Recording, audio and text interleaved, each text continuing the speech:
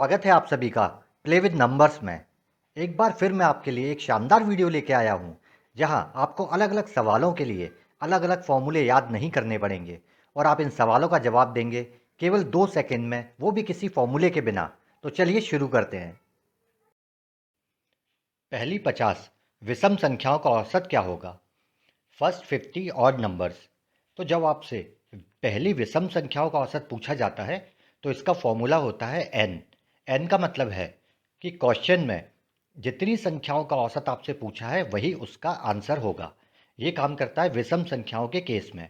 तो हमारे क्वेश्चन में पूछा है पहली 50 विषम संख्याओं का औसत, तो यहाँ पे एन का मतलब होगा 50 और 50 हमारा आंसर होगा। आसान है। अब देखते हैं हम सम संख्याओं का। पहली 50 सम संख्याओं का औसत। सम संख्याओं के लिए फॉर्मूला होता है n+1। इसका मतलब ये होता है कि क्वेश्चन में आपको जितनी भी पहली सम संख्याओं का औसत पूछा है उसमें आप एक जोड़ देंगे। इस क्वेश्चन में हमसे पूछा है पहली 50 सम संख्याओं का औसत क्या होगा, तो 50 संख्याओं का पूछा है, उसमें हम एक और जोड़ देंगे तो 50 और 1 51 हमारा आंसर हो जाएगा। ये तरीका भी आसान है दोस्तों। अगला क्वेश्चन है पहली 50 प्राकृतिक संख्याओं का औसत क्या होगा? First 50 natural numbers. इसका फॉर्मूला क्या होता है? n+1 divided by 2। इसका मतलब है कि क्वेश्चन में आपसे इसका मतलब है कि क्वेश्चन में आपसे जितनी भी संख्याएं पूछी हैं उसमें एक जोड़ेंगे और फिर 2 से भाग दे देंगे। तो यहाँ हमसे पूछा है 50 पहली प्राकृतिक संख्याएं, तो हमने लिखा 50, उसमें एक जोड़ा 51 हो गया, उसको 2 से भाग दिया तो आंसर आ जाएगा आपका 25.5 या 25.5।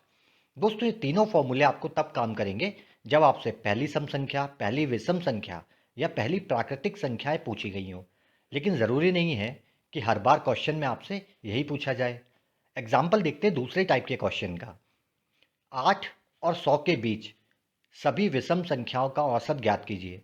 अब इसमें आप विषम संख्याओं का फॉर्मूला नहीं लगा सकते क्योंकि ये पहली संख्याएं नहीं है।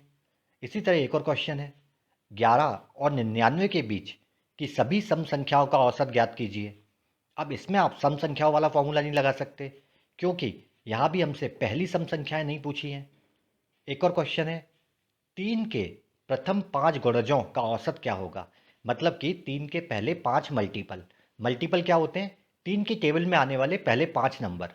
तो पहला मल्टीपल है 3, दूसरा 6, इस तरह 9, 12 और पांचवा होगा 15। अब इनका औसत निकालना है तो क्या इसके लिए फिर से कोई फॉर्मूला याद करेंगे? जी नहीं दोस्तों, मैं आपके लिए एक ऐसा तरीका लेके आया हूँ कि जहाँ आप इस तरह के सारे क्वेश्चन केवल एक ही तरीके से करने वाले हैं और वो भी 2 सेकंड में आपके पास इसका आंसर आ जाएगा। तो चलिए शुरुआत करते हैं। 8 और 100 के बीच की सभी विषम संख्याओं का औसत ज्ञात कीजिए। अब इसमें हमें करना क्या है? हमें देखना है कि हमारी सबसे पहली संख्या क्या होगी। तो हमें 8 और 100 के बीच की संख्याएं चाहिए। तो 8 के बाद कौन सी विषम संख्या आती है? 8 के बाद विषम संख्या आती है 9। तो हमारी पहली संख्या हो गई 9। अब हमें चाहिए कि हमारी आखिरी संख्या क्या होगी। तो 100 से पहले कौन सी विषम संख्या आती है? हमें पता है 99, 99 आती है। तो ये हमारी आखिरी संख्या हो गई। तो हमने 9 लिखा, 99 लिखा। अब हमारा आंसर लाने के लिए हमें बस इतना करना है कि 9 और 99 को जोड़ देना है और इनका 2 से भाग दे देना है। तो 99 और 9 को जोड़ोगे तो आंसर आएगा 108। 108 को 2 से भाग दो या फिर आधा कर दो। तो 108 का आधा होगा, 100 का आधा होता है 50 और 8 का आधा होता है 4, यानी कि 54 यानी 54 आपका आंसर है। तो 8 से 100 तक के बीच की संख्या निकालने के लिए आपने क्या किया? आपने पहली संख्या ली 8, आखिरी संख्या ली 99, दोनों को जोड़ा और 2 से भाग दे दिया, आपका आंसर आ जाएगा 54। चलिए एक और क्वेश्चन देखते हैं दोस्तों। 11 और 99 के बीच की सभी सम संख्याओं का औसत क्या होगा? इसमें हमसे सम संख्या पूछी है। 11 के बाद आने वाली सम संख्या कौन सी है? 12। ये हमारी पहली संख्या है। अब हमें चाहिए आखिरी संख्या। तो हमें चाहिए 99 से पहले, क्योंकि 99 एक विषम संख्या है। तो 99 यानी 99 से पहले हमारे पास संख्या आती है 98, जो एक सम संख्या है। तो ये हमारी आखिरी संख्या है। और हमें पता है औसत निकालने के लिए हम क्या करते हैं? पहली और आखिरी संख्या को जोड़ देते हैं और 2 से भाग देते हैं। तो 98 और 12 को आप जोड़ोगे तो आंसर आएगा 110। 110 को आधा कर दो, 100 का आधा होता है 50, 10 का आधा होता है 5, तो 50 और 5 55 आपका आंसर होगा। तो दोस्तों बहुत आसानी से आप आंसर दे सकते हो, 2 सेकंड लगेंगे। करना इतना है, पहली संख्या और आखिरी संख्या को जोड़ के उनका आधा कर दो, आपका आंसर आ जाएगा। चलिए कुछ और क्वेश्चन देखते हैं। 3 के प्रथम 5 गुणजों का औसत क्या होगा? मतलब कि 3 के पहले 5 मल्टीपल का एवरेज क्या होगा? तो हमने इसे देखा कि 3 का पहला मल्टीपल क्या होगा, पहला गुणज क्या होगा, 3 ही होगा। तो ये हमारी पहली संख्या हो गई। अब पांचवा गुणज कौन सा होगा? पांचवा मल्टीपल मतलब 3 का गुणा 5 से कर दो तो 15 आ जाएगा, यानी ये हमारा पांचवा गुणज हो गया। तो पहली संख्या हमारे पास 3 है और आखिरी संख्या हमारे पास 15 है। क्या करना है हमें? 3 और 15 को जोड़ दो 18, और इनका 2 से भाग दे दो या आधा कर दो, तो 18 का आधा होता है 9। हमारा आंसर आ जाएगा। मुश्किल से 2 सेकंड लगे दोस्तों। चलिए अगला क्वेश्चन देखते हैं। 7 के पहले 20 गुणजों का औसत क्या होगा? यानी 7 के पहले 20 मल्टीपल का एवरेज निकाल लेते हैं। 7 का पहला मल्टीपल क्या है? 7 ही होगा, तो पहली संख्या लिख ली हमने 7। 20वां मल्टीपल क्या होगा? वो निकालने के लिए 7 का गुणा कर दो 20 से, 140। तो पहली संख्या आपके पास 7 है, आखिरी संख्या आपके पास 140 है। आप दोनों को जोड़ोगे यानी 147 और इसका आधा कर दोगे। 147 का आधा कैसे करोगे? 140 का आधा होता है 70 और बचे हुए 7 का आधा होता है 3.5। तो 70 और 3.5 यानी कि 73.5। बहुत आराम से आपका आंसर आ जाएगा बिना किसी फॉर्मूले के। एक और क्वेश्चन देखते हैं इसी टाइप का। 5 के पहले 15 गुणजों का औसत क्या होगा? यानी कि 5 के पहले 15 मल्टीपल। तो पहला मल्टीपल क्या है 5 का? 5 ही होगा। 15वां मल्टीपल क्या होगा? 15वां गुणज, 15 5 75। तो पहला है 5, आखिरी संख्या है 75। दोनों को जोड़ोगे तो 80 आंसर आएगा, और 80 का क्या करना है आपको? आधा कर देना है। तो 80 का आधा होता है 40। ये आपका आंसर है। तो दोस्तों आप बिना किसी फॉर्मूले के 2 सेकंड में इस तरह के सारे सवाल सॉल्व कर सकते हो। कोई परेशानी नहीं होने वाली आपको और कोई फॉर्मूला याद नहीं रखना है। चलिए आगे और क्वेश्चन देखते हैं। पहली 50 विषम संख्याओं का औसत ज्ञात कीजिए। ये वही क्वेश्चन है जो हमने पहले फॉर्मूले से किया था। अब हम देखते हैं कि बिना फॉर्मूले के कैसे करेंगे। तो हमें देखना है पहली 50 विषम संख्याएं। तो सबसे पहली विषम संख्या क्या होती है? 1। तो हमारी पहली संख्या हो गई 1। अब हमें दोस्तों चाहिए आखिरी संख्या, और इसे ध्यान से समझिए। 50वीं विषम संख्या कौन सी होगी? तो आप इसमें 49 नहीं लिख सकते, क्योंकि आप जितनी भी संख्याएं लेते हैं उसमें से आधी सम होती हैं, आधी विषम होती हैं। तो अगर हमें 50 विषम संख्याएं देखनी हैं तो हमें इसका दुगना करना है, मतलब कुल 100 संख्याएं देखनी है, जिनमें से आधी सम होंगी आधी विषम होंगी। तो हमने 100 तक के नंबर में देखा कि आखिरी विषम संख्या कौन सी है, तो हम देखेंगे 99 हमारी आखिरी विषम संख्या है। तो, तो पहली संख्या है आपके पास 1 और आखिरी संख्या है आपके पास 99। दोनों को जोड़ोगे 100 आएगा और इनका आधा कर दोगे तो 50 आपका आंसर आ जाएगा। यानी इस क्वेश्चन को आप बिना फॉर्मूले के भी बहुत आसानी से 2 सेकंड में कर सकते हो। चलिए अगला क्वेश्चन देखते हैं। पहली 50 सम संख्याओं का औसत ज्ञात करना है। तो पहली सम संख्या क्या होती है? 2। तो हमारी पहली संख्या है 2। आखिरी सम संख्या क्या होगी? हमें 50वीं सम संख्या लेनी है। तो 50 का दुगना कर दो 100, यानी 100 हमारी आखिरी सम संख्या होगी। यानी पहली संख्या 2, आखिरी संख्या 100। दोनों को जोड़ोगे 102 और इसका आधा करोगे तो आपके पास आंसर आ जाएगा 51, जो आपका आंसर है। अगला क्वेश्चन और देखते हैं। पहली 50 प्राकृतिक संख्याओं का औसत क्या होगा? इसका मतलब है 1 से 50 तक की संख्याएं।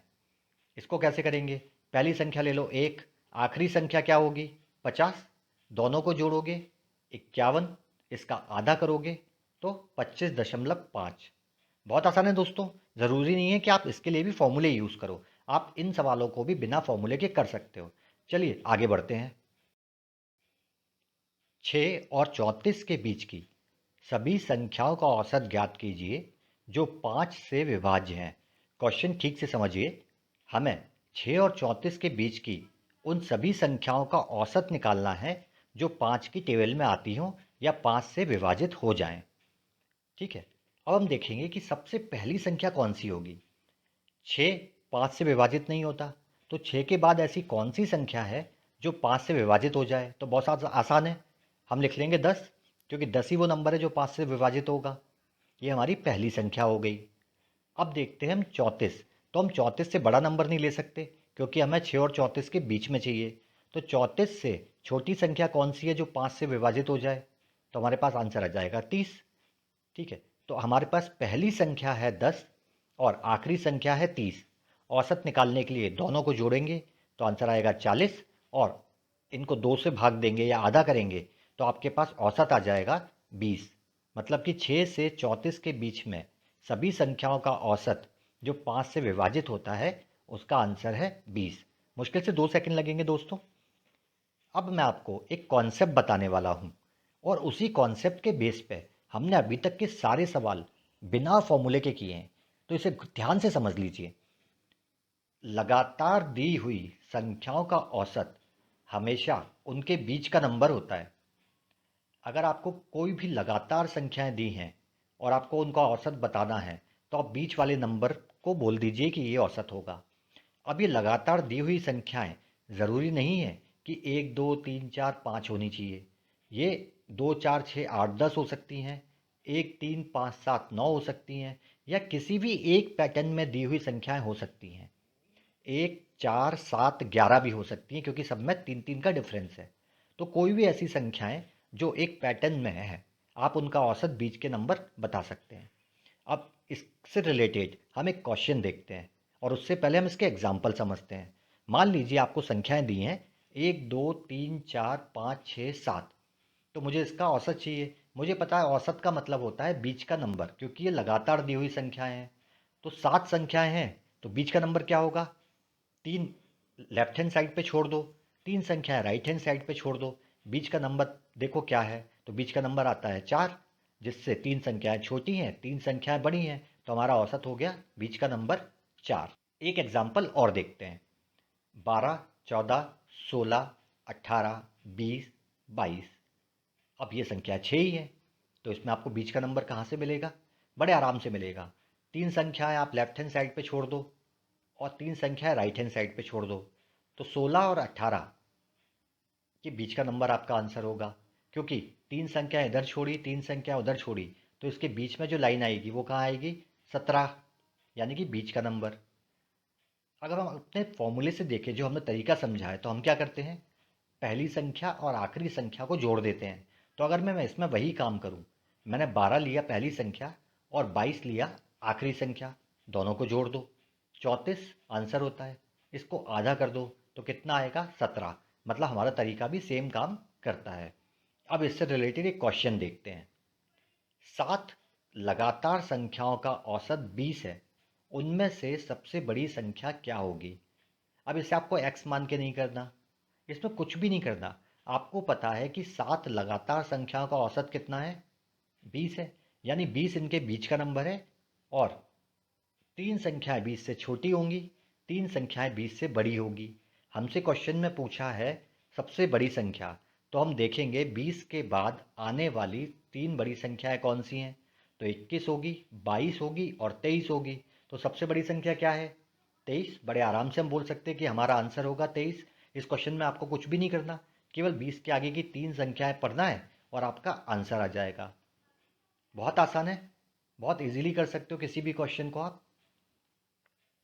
तो दोस्तों, ये था एक शानदार तरीका, एक मज़ेदार तरीका, जहां आपको कई सारे फॉर्मूले याद करने की ज़रूरत नहीं है, और फिर भी आप इन सवालों का जवाब केवल और केवल 2 सेकंड में दे सकते हैं। अगर आपको वीडियो पसंद आया हो तो इस चैनल को लाइक और सब्सक्राइब करना बिल्कुल मत भूलिएगा, क्योंकि ऐसे ही शानदार वीडियो मैं आपके लिए लगातार लाता रहूँगा। जल्दी ही मिलता हूँ आपसे अगले वीडियो में।